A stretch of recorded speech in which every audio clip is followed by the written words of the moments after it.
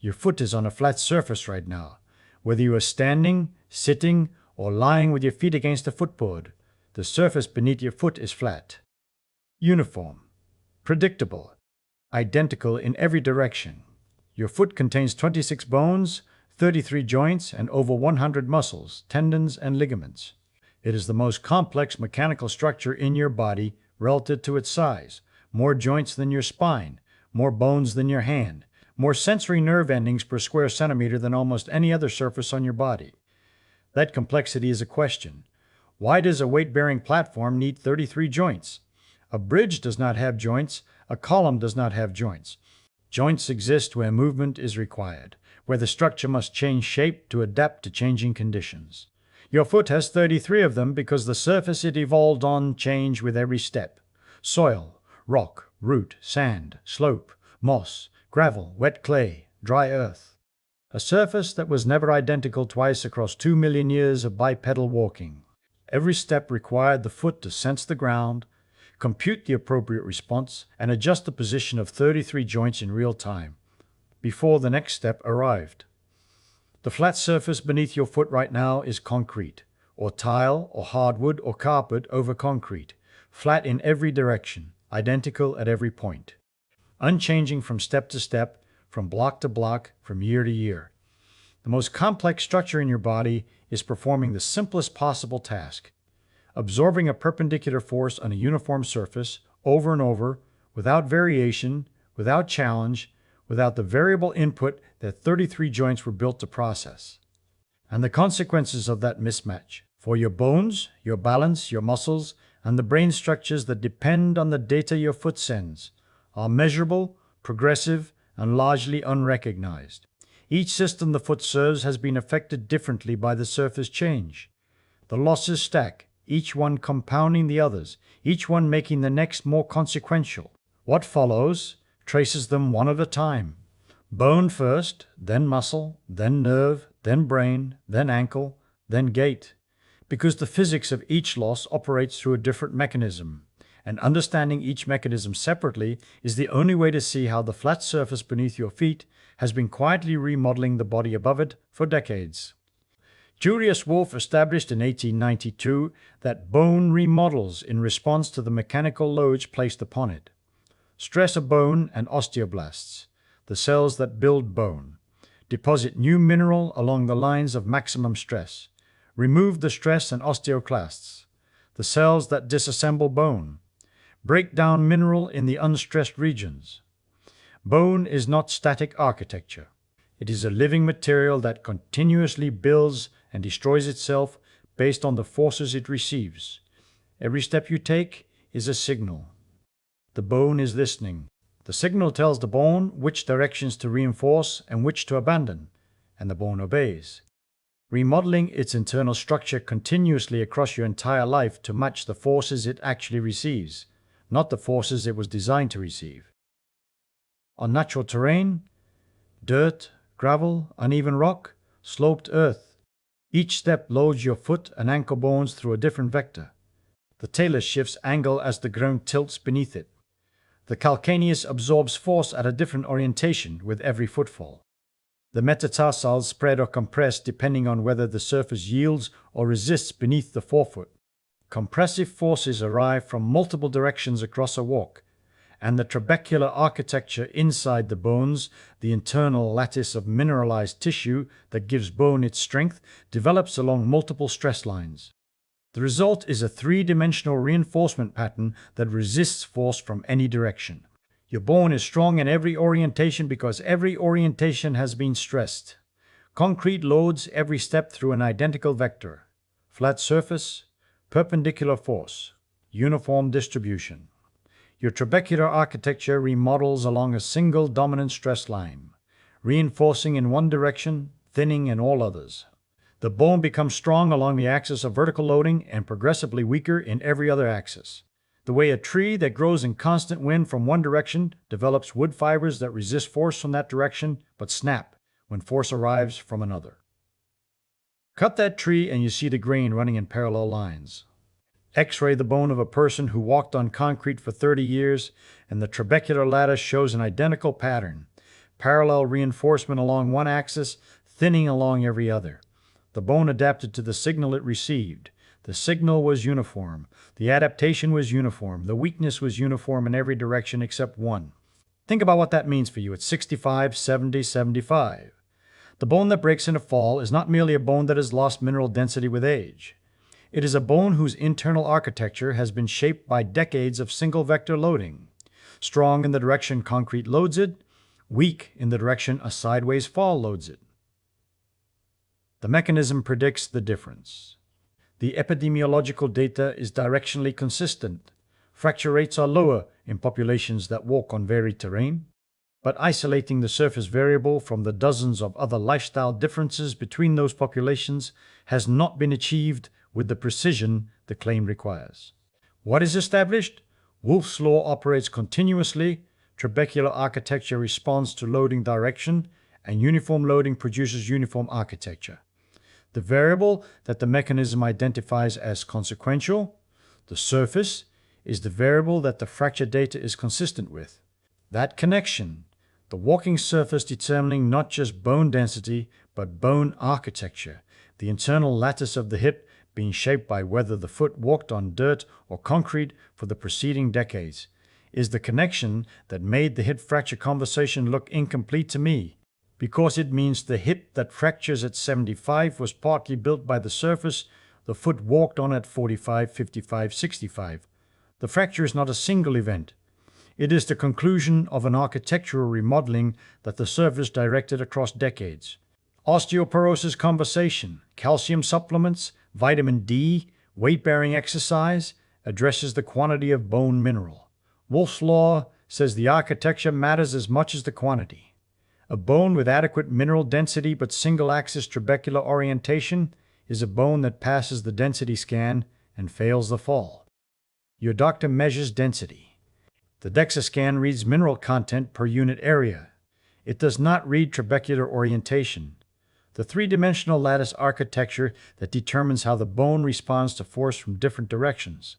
A bone that reads normal on the density scan can still fracture easily if its internal lattice has been remodeled along a single axis by decades of uniform loading.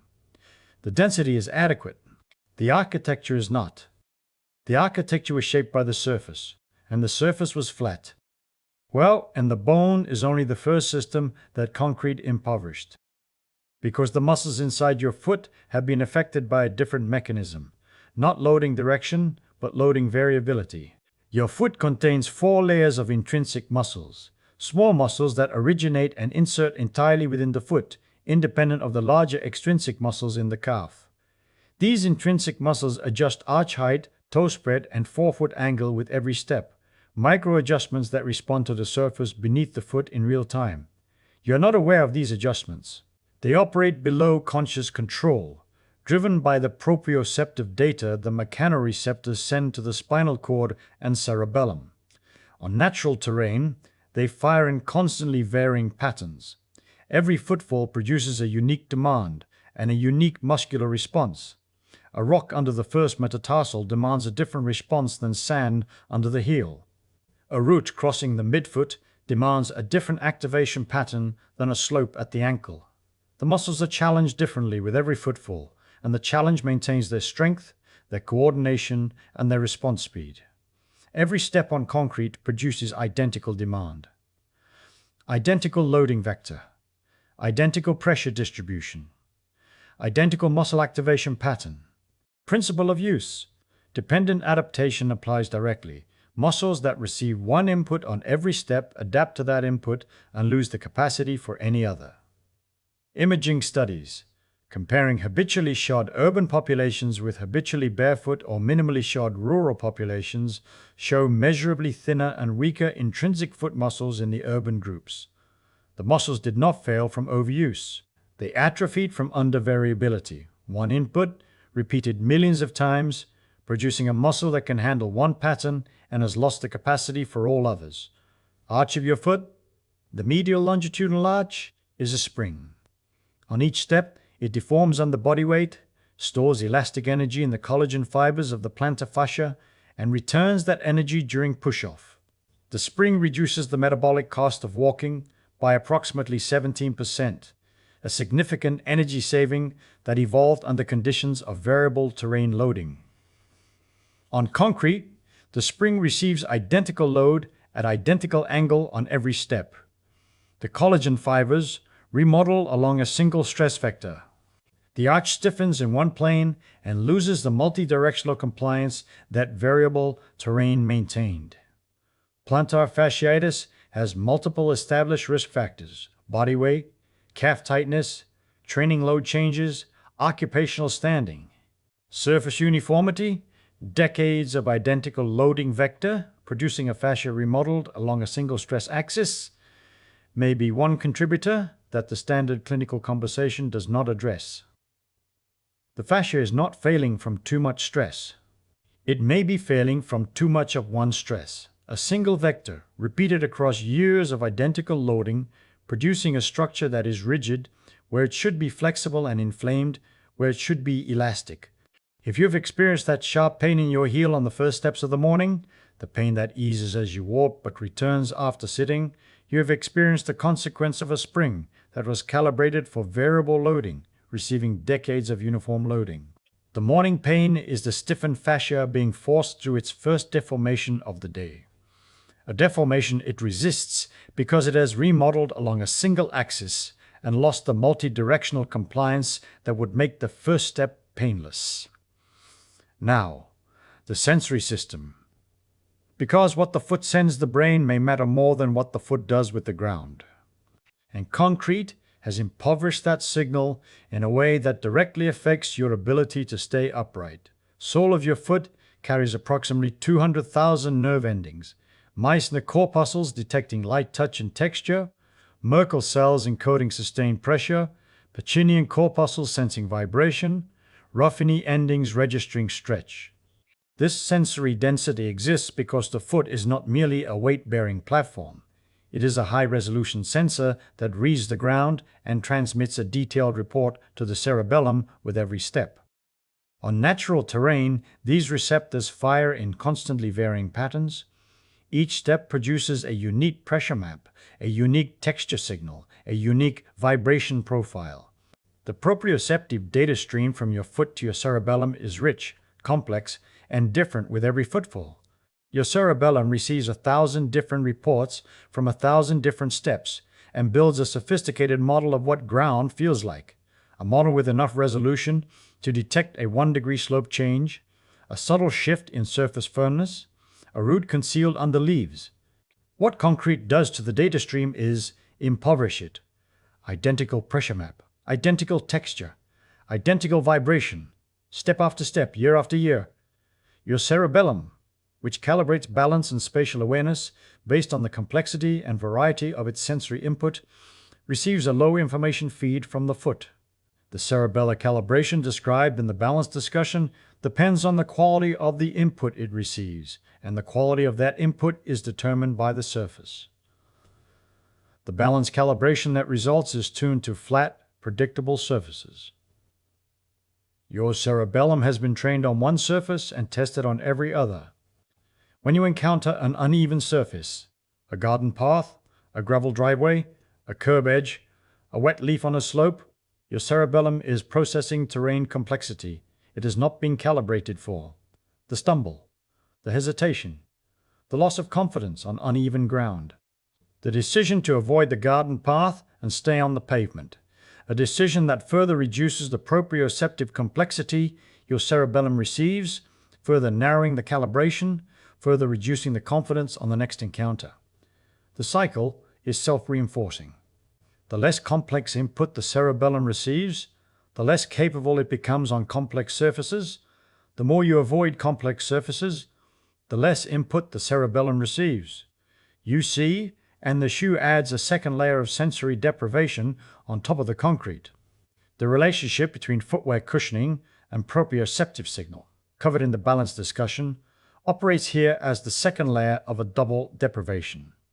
Modern footwear places 2 to 4 centimeters of cushioning between your foot's sensors and the ground, and the cushioning does not only absorb impact, it absorbs information. Cushioning reduces peak force at the heel by 30 to 40% compared to barefoot walking, But impact is not damage. Impact is the signal that drives Wolff's law, the mechanical stimulus that triggers osteoblast activity and bone remodeling. Cushioning reduces the signal your bones receive. Robbins and Waked published in Medicine and Science in Sports and Exercise that shod populations showed lower plantar sensitivity and higher rates of balance-related falls than populations walking in minimal footwear. The shoe does not only reduce impact, it reduces the proprioceptive data your foot sends your brain, muffling the 200,000 mechanoreceptors through centimeters of foam, delivering a blurred, attenuated version of the ground signal to a cerebellum that is trying to calibrate balance from the information it receives. You can test this yourself. Stand barefoot on a carpet and close your eyes. Notice the texture, the temperature, the slight irregularities in the floor beneath the carpet. Now put on your thickest walking shoes and repeat. The difference in what your foot can feel through the shoe versus without it is the difference in what your cerebellum receives. A high-resolution signal from a sensor array designed for fingertip-level sensitivity versus a low-resolution signal filtered through centimeters of material that was designed to absorb exactly the forces the sensors are trying to detect. Combination, flat concrete beneath the shoe and thick cushioning within it, produces a double deprivation. The surface provides no variability. The shoe filters out what little signal remains. Your foot sensor array, built for a resolution comparable to the fingertip, is operating at a fraction of its design sensitivity. Your cerebellum is calibrating balance from a feed that has been simplified by the surface and muffled by the shoe. The system designed for high-resolution input is operating on low-resolution data, and the balance it produces reflects the quality of the data it receives. That double deprivation, the surface eliminating terrain variability and the shoe filtering the residual signal, stays with me in the biomechanics literature. Because it means the balance decline that most people attribute entirely to aging is partly a surface problem and partly a footwear problem, not exclusively neural degeneration, not an inevitable consequence of getting older. A calibration problem, produced by decades of walking on surfaces too simple for the sensor array the foot possesses, in shoes too thick for the sensors to read through. The system that maintains your balance was designed to calibrate on complex input. It receives simple input. The calibration degraded. The degradation looks like aging, and some of it is aging, the gradual reduction in nerve conduction velocity and receptor density that accompanies the decades, but some of it is surface, and the surface portion is reversible in a way that the aging portion is not. And the ankle, the joint that concrete effectively immobilized. Because the ankle joint complex was designed for multiplanar movement, and concrete demands movement in one plane only. Subtalar joint, sitting below the true ankle joint, provides inversion and eversion, the side-to-side tilting that adjusts foot position on uneven ground. On natural terrain, the subtalar joint inverts and everts continuously, adjusting foot angle with every step to maintain a level platform on tilted variable surfaces. The peroneal muscles, peroneus longus and brevis, running along the outside of the lower leg, fire reactively to sudden inversion forces. When you step on a rock and the ankle rolls inward, the peroneals fire within milliseconds to avert the foot back to neutral, preventing the sprain. This reactive firing is a trained response. The speed and magnitude of the peroneal reaction improves with exposure to variable terrain and degrades with disuse. Concrete gives the subtalar joint almost zero inversion. Eversion demand. Flat surface. No tilt, no rock, no root, no slope. Your peroneal muscles are rarely challenged reactively. There's nothing to react to. The response time lengthens year by year. The muscle does not weaken dramatically. It slows. The peroneals are not strength muscles. They are speed muscles. Their value is not how hard they pull, but how fast they respond. And the ankle sprain rate in older adults, one of the most common injuries that triggers the cascade from reduced mobility to reduced confidence to reduced activity to accelerated physical decline, is partly a peroneal reaction time problem. The reaction degraded because the surface never demanded it, the muscle is present, the strength is adequate, the speed is insufficient, because speed requires practice, and the practice surface was flat. Consider the gait pattern itself. Because concrete does not only affect the structures of the foot and ankle, it affects the way your entire motor system generates walking. And the effect is the opposite of what most people would predict. On flat concrete, the gait cycle becomes stereotyped. Identical stride length, identical cadence, identical foot strike angle. Step after step, the motor system runs a single program without variation. Hausdorff and colleagues at Harvard published extensively on gait variability and fall risk, finding a counterintuitive result: reduced stride-to-stride variability in older adults, excessively regular, metronome-like gait, is associated with higher fall risk, not lower. A paradox: the smoother and more regular your gait appears, the more likely you are to fall. Reason: excessively regular gait reflects a motor system that has lost its ability to make real-time adjustments. It is running one program without modulation. When conditions change, a curb, a puddle, a slope, another person's foot, the motor system cannot adapt because it has been running one program without interruption for years. The motor system that should be generating each step as a unique response to current conditions is instead repeating a template. The template works on concrete. It fails on everything else. Walking on natural terrain forces variability. Every step has a slightly different stride length, slightly different foot placement, slightly different hip and knee angle.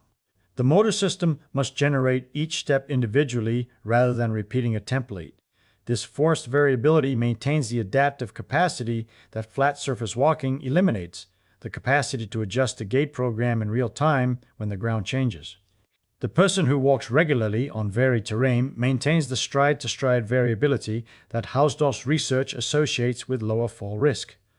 The person who walks exclusively on concrete develops the rigid, stereotyped gait pattern that predicts falls, a pattern that looks smooth and efficient but conceals a motor system that has lost its ability to adapt. If you have ever watched an older person walk on a smooth pavement with perfect, regular, metronomic steps, and then watch that person hesitate, stiffen, and lose confidence the moment they stepped onto a gravel path or a grass lawn, you are watching the difference between a motor program running on its trained surface and a motor program encountering a surface it has no template for. Hesitation is not weakness. It is the motor system recognizing that its single program does not fit the current input and having no alternative program to deploy.